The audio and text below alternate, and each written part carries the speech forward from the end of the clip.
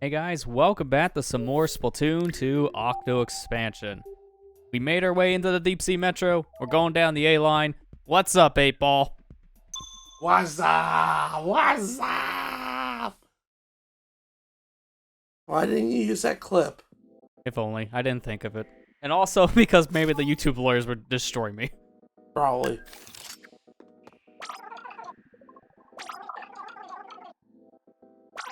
So this is a new gimmick for us. A ball. We gotta lead this thing to the ending. And if this ball dies, we die. So no pressure. Oh no, not the ball. Oh look, it's the dreaded Splash-O-Matic. How bad about Splash-O-Matic? You hating on my weapon I like? Oh. I will splash your Matic. Make fun of my Splash-O-Matic. Ooh, he got you with that one. No, it's just Seriously, why does everybody hate that weapon though? I don't know, because it's a good weapon. because it's a good weapon, that's probably why. Oh man. Oh no! Fine, no, we'll just end my suffering faster. I'll get used to that happening a lot in these missions where you think you're fine and then the ball just barely tilts off the edge because physics. We get to see Lester screw up in this playthrough. It's gonna be so nice. I think that's the thing you're excited about the most. It's just like, oh yeah, he's gonna die. We get to see his imperfections. I'm actually just wanting to see the expansion because I never got to see it before, and Matt's over here like, Lester die! Lester die! He just really wants to see death. I just really want to see Lester have his imperfection moments.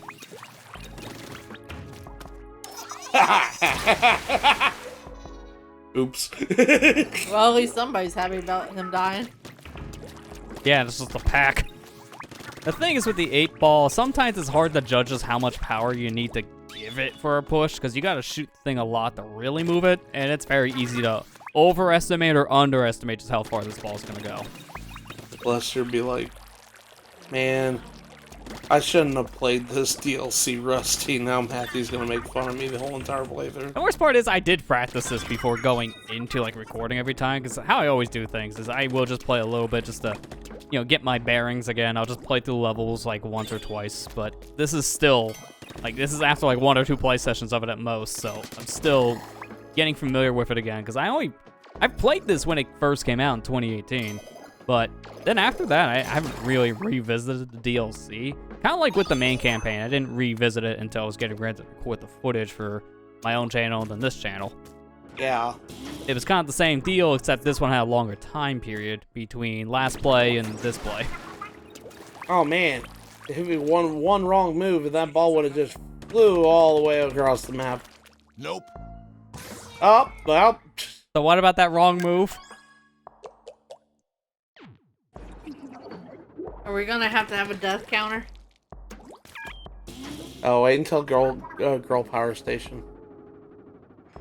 Actually, no. That's one of the best levels we have in this. Oh. I'm just gonna jump ahead on that one. I know everyone dreads it because I pick a gun that actually makes sense. Oh, that's right. I forgot. He's not 1000%ing this playthrough. No, there's not even a true, like, 1000% for this. Because we'll get into how 100% works later for this anyways, because we're not at any of the missions yet that lets us choose. That's the next one we're doing. It's gonna give us our first choice of weapons. But the long story short is 100% for this really just counts you playing levels. It's not counting how you play the levels, per se. You just have to beat them. That's it. So, I will be 100%ing this during this playthrough, because we are playing every level. We will get to see everything in Octo expansion. Yeah, he's just not gonna go through every level with every weapon that require, like, multiple playthroughs. Yeah, because honestly, it is too redundant to do that, because a lot of levels play the exact same, just some strategies change here and there if you change out a weapon. If you want to see him do that, go over to youtube.com/user/SonicGo64 and look at his playthrough of that. You can just say the handle now, because thank God YouTube gave us handles. Go to that SonicGo64. They're fixed.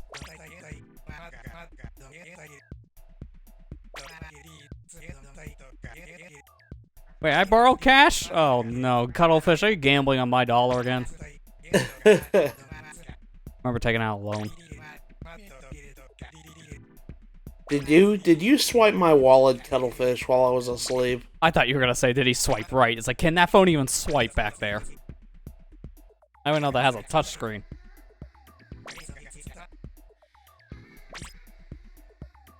From my view, where I'm sitting at, the little exclamation point above his head looked like a flower for some reason, like he was thinking of flowers. Thinking of this night's sweet breeze of Octo flower.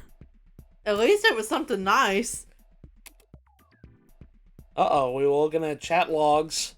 Yeah, so every once in a while when you're playing, Marina's going to be able to just hack into your CQ80 and send you some chat logs between herself, Pearl, and Cuttlefish. So we get some character development between all three here. We get to learn more about our hosts of the game here, Pearl and Marina. You get a lot of character information here. Although, we have Cuttlefish screaming at the top of the lungs because he forgot the caps lock he was on. I can see fine. Thanks for asking. His first name is Craig. Yep. Lol, this guy's using his first name handle. And then he types in the chat, which I don't even know how to make out. I swear, I think it's a butt dial. Freaking love this Octo expansion. It's so funny. That's the best part of the game right there, is just the chat log. It honestly is. It's really good. It gets better later. Lester made a skit over one of them. Oh, yeah. So this is that level I was talking about. He's not 1000%ing. You only have to beat it once with one of these things. Yeah, for the sake of the playthrough, we will be playing with the recommended weapon for every test. So if it recommends this thing, we're going to use it. So in this case, it's the splatter shot. So this is a great level to demonstrate just how well each weapon works, because we're never going to use this thing after like 5 seconds. It's a Rainmaker mission. You use the Rainmaker 99% of the level. So it doesn't matter what you pick here. Just pick a gun and then play with Rainmaker. Uh-oh. It's the squad. Oh, no. And what's worse, it's Port Mackerel. Actually, I don't mind this one this much. It's a fun map. It depends on the mode for the frustration, though. Carry the Rainmaker. We're gonna play some Rainmaker, guys. So if you didn't play the final boss in Octo Canyon, and you never played the Rainmaker game mode before in Splatoon 2, this is like your first way of actually handling the Rainmaker weapon. And I think this is a really good way just to get accustomed to it. And if you're just trying to get better with the weapon and you don't want to jump in online games, then this DLC was a good way to just practice with the Rainmaker. Just play one of the Rainmaker missions here, get a feel of the weapon. This is the only way you're playing with bots. Yeah, Rainmaker is like, it's basically just capture the flag. That's what this mode is, basically. Maybe I should go play this just for this mode. To practice. Yeah. Again, it's a good way of just getting a feel of how the mode works, because this is the only way you're playing with bots, really. I believe there's 2 of these missions in Octo Expansion. This is one of them. So there's not too many different maps you play on, but we will get to see the one later on. And there also is another ranked mode that makes an appearance here in Octo Expansion. It's not just the Rainmaker mode. Rainmaker's just kind of a glorified... Is it turn 4? Oh yeah, the best of ranked modes, the one that doesn't actually exist in ranked mode. Rainmaker is basically a glorified grenade launcher. Yeah. In the first game, though, it was a little different, as it shot out a giant tornado, kind of like an Ixuka. But it was seen just to be a little too powerful. So they changed how it worked in this game going forward, where it is just kind of a charged grenade shot, essentially. There's a new chat log. Uh-oh. Oh, this guy looks like he means business. Why, because he's in a business suit? Exactly.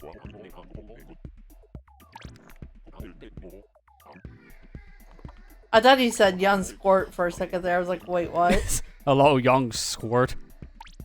No, please stop running. I'm back. I didn't mean it. So this here's a new character we can interact with. Iso Pardre. He is a wandering soul, as he puts it here, on the Deep Sea Metro train. He just kind of goes around and wants to collect things called memcakes, a collectible we've been gathering every single level. If we come to him with a full set, he will give us a reward. Full set as in you finish the line. Exactly.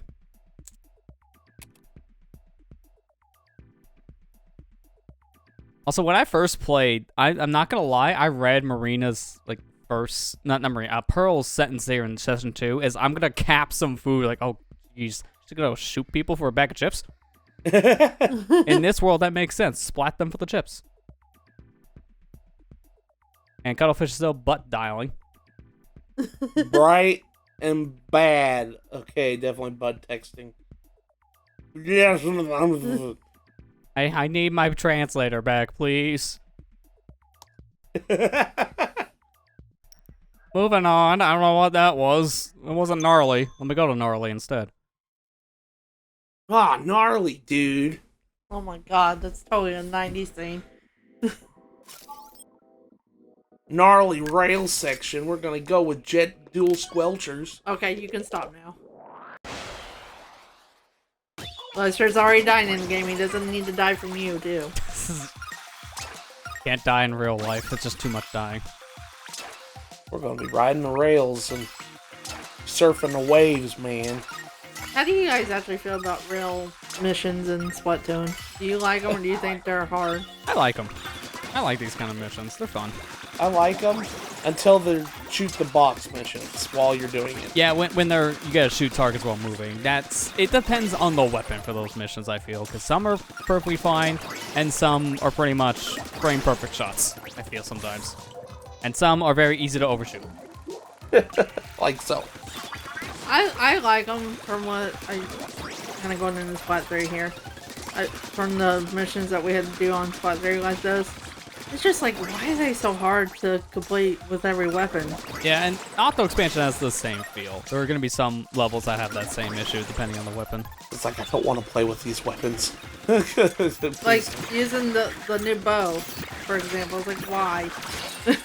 Although, yeah, that one with the bow is kind of difficult. Oh yeah, the one where the treehouse staff just didn't know how to play. The one time they demoed the game before it came out. Like, they chose the wrong level to demo. Oh, yeah. That definitely was the wrong level to demo. This one was pretty good, though. Yeah, this one's not really that hard because you're just making your way to the ending. They give you 5 lives too, so you get plenty of opportunities to screw up. Bum, bum, bum, bum, bum. What is that tune from? I forgot what the name of the song is.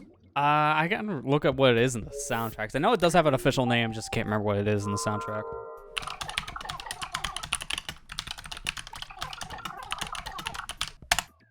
How did I not remember this? The song name for passing a test is literally just called Test Passed, spelt in all caps, in the Splatoon 2 Octo Tune soundtrack. You think something's growing out of Ezo Power Racer's ears? Have you looked up, sir? Take off the hat.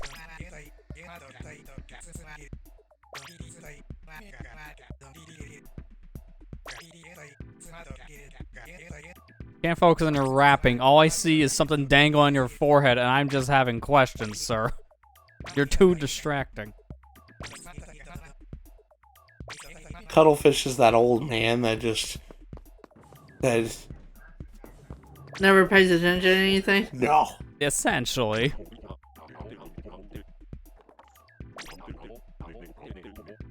This guy kind of gives me creepy vibes, I'm not gonna lie. Yeah, he can. Hey guys, you want to know the difference between a crusty old bus stop and a lobster with big boobs?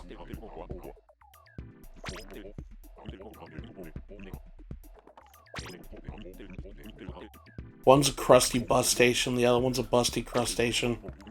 And there it is. The cringe. What makes sense? We're on a bus stop with crustaceans on it. Ow!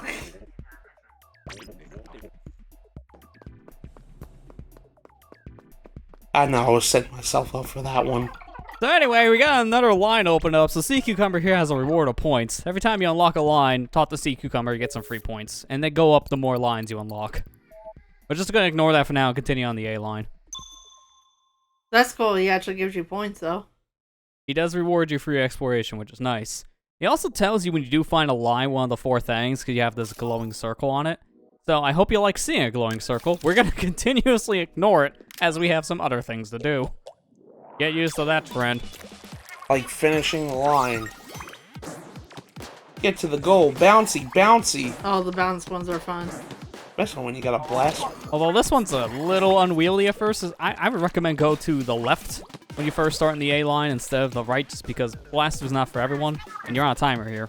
So it could be a little harder compared to the other mission you can just start off with once you beat the first level in Octo.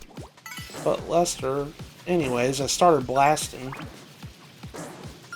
I was just expecting the bounce pad reference, but yeah, that works too. Oh, you got lucky with that. Not that one, though. I'm sorry, what? Can you repeat? I can't hear you over my death. Or my imminent death in this case. Almost didn't make it that time because, you know, armor break and all that other stuff slows you down for some reason. Yeah, that's like the one weird quirk that you have with your movement. Just because in Splatoon 1, whenever you lost armor, well, that's it. Like, you just died. There was no, like, extra layer like there is in this game. It's only in the single-player campaigns, but it does help. It's just that movement difference. Man, it hurts. Sometimes it hurts more than dying. I'll tell you one thing. In certain levels, I'm looking at the secret level in Splatoon 3. It's like when you need to get away and your armor breaks, yeah, What case hit in you? point. These ink sticks, man. You can easily blindside you if you don't have the camera facing the right way. Yeah. Like, seriously, when your armor breaks, it gets so annoying because you're like, I can't get away.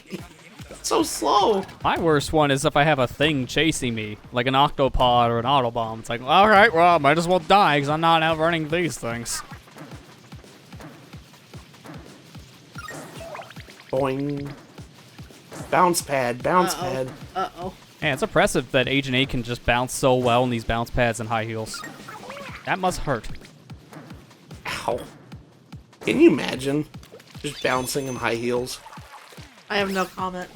Like, I thought you were just gonna say I plead the fifth. Like, all right, that was an interesting bounce house situation. If it's just the Bouncer Me Station 2.0, just in real life.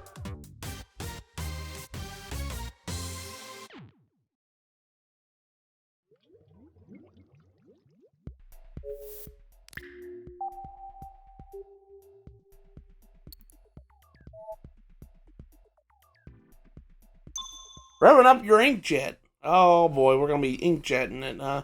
These are some of my favorite levels, just because these are always a lot of fun, just for movement's sake. The inkjet in Octo Expansion is really fast. I feel faster than what it is in the multiplayer mode. So, I should have mentioned something for this reason, too, because we're playing with specials in this a lot. Splatoon 2's patches, as I mentioned when we were playing through the main single-player campaign, they didn't really trickle down to these campaigns in the same way over time, so if a special got revamped in some way, you didn't really see that change happen in the single player, because these campaigns were based on around the time the game came out for how these things function in multiplayer. So these specials kind of function how they did in like 2018 multiplayer times. Which means Sentinel missiles are actually useful now. Same for Stingray. I like the infinite inkjet here. It's like I'm just flying around on this cool inkjet. A little hard to aim with it at times just because of all the movement. Yeah.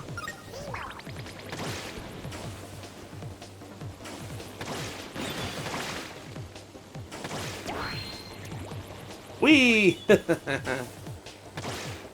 haven't really seen. Oh. Again, really hard to aim with this thing while moving. Want to get better with inkjet, man. You got a timer, hurry! I didn't even realize he had a timer until it said timer run out. I was like, oh wait, he has a timer. Oh, gotta get moving. Yeah, it's not really that bad in a lot of these levels, just because every time you pass a checkpoint, you do get an extra 60 seconds on the clock. So as long as you're not just taking your time and staring at a wall for too long, then you can easily make it through without the timer expiring. I don't think I ever had the timer expire on a majority of these missions. There's only some that the timer is a problem, but those are harder missions to begin with. We'll see those kind of missions when they appear. Nailed it. Lester. Lester. Lester. Oh man, I want some points. These are useful. How we pay for our test. I get it, but you are also running a real big risk there, buddy. That's fine. Fine, points. Extra 25 is worth it. I don't care how much it costs to reset the test, it's worth it. Yeah, got the mem cakes. Finished a line. We finished a line. That's special. With that, I have a reward for you, pun maker. The pun is so bad, Cuttlefish is already asleep.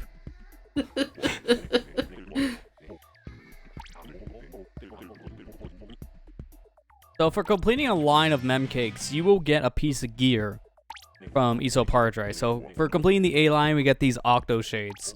The catch with these, though, is as that line implies when you get the gear, you can use these once you get to the Promised Land. So until you beat this DLC, you can't use those pieces of gear in multiplayer. Cuttlefish will hang on to these and we'll just take them with us to the surface once we actually get out of here. So even though you're unlocking multiplayer gear, you're not able to use it just yet. You have to beat it first. Probably because of the big thing about unlocking, finishing this DLC makes it so you can play as Octolings in the multiplayer. Yeah, which makes sense because the Octolings are working their way out of the Deep Sea Metro area, so they're just working their way towards Inkopolis. They don't just show up one day. They actually have to travel here. Uh-oh. We playing Lester's favorite game of pinball. No, that's a later mission. But we gotta get the ball rolling. Yeah, we do have to get the ball rolling on this mission. Man, you can tell you've definitely been married for a long time. Now the puns are just rubbing off. Yeah. Yeah. I just stop questioning things anymore. But no, really, we gotta get the ball rolling. We gotta finish this mission. Come on, 8-ball.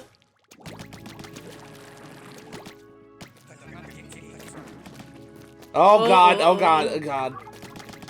Fine, it's fine. No. Fine. Oh my gosh. Just a little worrisome with how it bounces around. Doesn't help when we have some of these very bouncy walls too, but that's why there's so many sponges here. The sponges basically makes the 8-ball stop on a dime. Use that to your advantage in a lot of areas. There are just some areas you just want to tap shoot here. You don't want to give it a full force shot with the Splatter Shot Pro, it'll just be too much. Heck yeah. Pearl's always like, heck yeah. Yeah, Pearl's the more sassy one out of the two, and Marina's the more serious. I'm kind of glad they brought him into this storyline at least. They do more than just the intro for the game. Yeah. Yeah, at the time of Octo expansion coming out, it was such a big deal to have Pearl Marina as the side characters here that come along with the adventure, just because at that time we didn't really know much about Pearl Marina just yet, outside of whatever little dialogue quirks they had in the beginning of the news sections. This DLC alone just gave us so much more backstory. Dude, stop. Stop bouncing. Stop bouncing. Yeah. It had low ink right there at the end. I was like, uh-oh. So just stay in, just stay in. I'm gonna keep on throwing bombs until you're in. That's counterproductive. I don't care. And you just don't want it to bounce anymore. Bounces it himself.